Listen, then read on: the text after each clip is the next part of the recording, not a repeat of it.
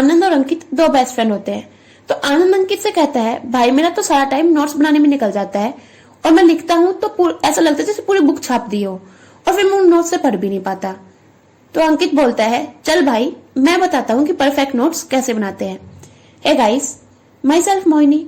आज बात करते हैं कि नोट्स कैसे बनाने होते हैं, या अच्छे नोट्स हम कैसे बना सकते हैं। ठीक है, तो सबसे पहले तो नोट्स बनाने के क्या क्या फायदे होते हैं। नोट्स बनाने के दो फायदे होते हैं मेन। तो एक तो हमारा रिवीजन बहुत जल्दी से हो जाता है। ठीक है, और दूसरी चीज क्या होता है कि जब भी हम कोई चीज लिख के पढ़ते हैं तो वो हमारे माइंड में लंबे टाइम तक रिटेन रहती है और जल्दी भी याद होती है।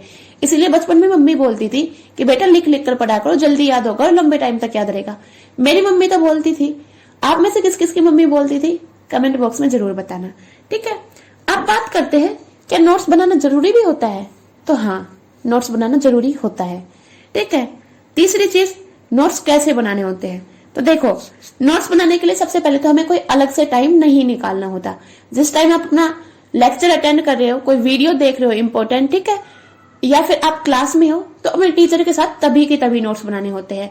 ऐसा नहीं होता कि मैं तो अलग से 2-3 घंटे निकालूंगा उनमें नोट्स बनाऊंगा, ऐसा नहीं करना होता है।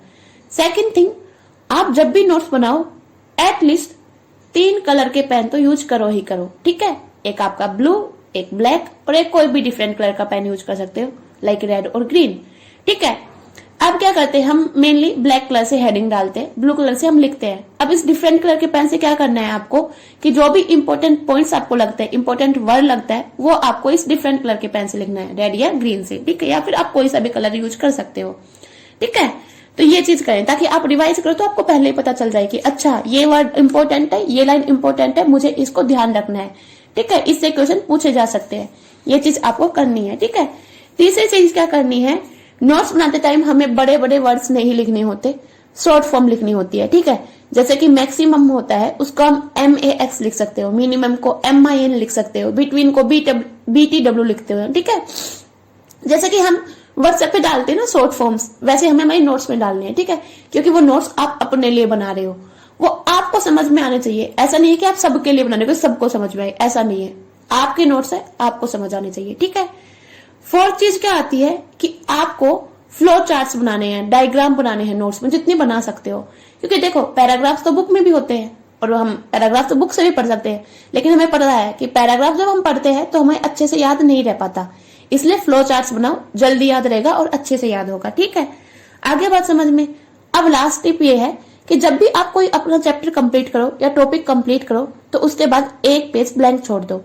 ये ब्लैंक पेज क्यों छोड़ना है, क्योंकि इससे क्या होगा कि जब आप दोबारा रिवाइज करोगे तो आपको लगेगा कि ये इंपॉर्टेंट पॉइंट था, ये मैं छोड़ गया था। ठीक है, तो ये आप वहां पे लिख सकते हो। या फिर आपने कोई क्वेश्चन प्रैक्टिस किया, ठीक है, तो आपको लगा कि ये क्वेश्चन नया है, इंपॉर्टेंट भी है, एक आ सकता है पेपर में, तो आप उसको भी नोट डाउन कर सकते हो वहां पे। ठीक है, या फिर क्या होता है कि एक ब्लैंक पेज छोड़ दिया और भी भाई आपको मतलब ज्यादा टॉपिक मिल गए जो आपको डालना है, पॉइंट्स है आपके पास जो डालने हैं, तो आपके पेज के ऊपर या नीचे थोड़े स्पेस होता है, आप वहां पे भी एड ऑन कर सकते हो।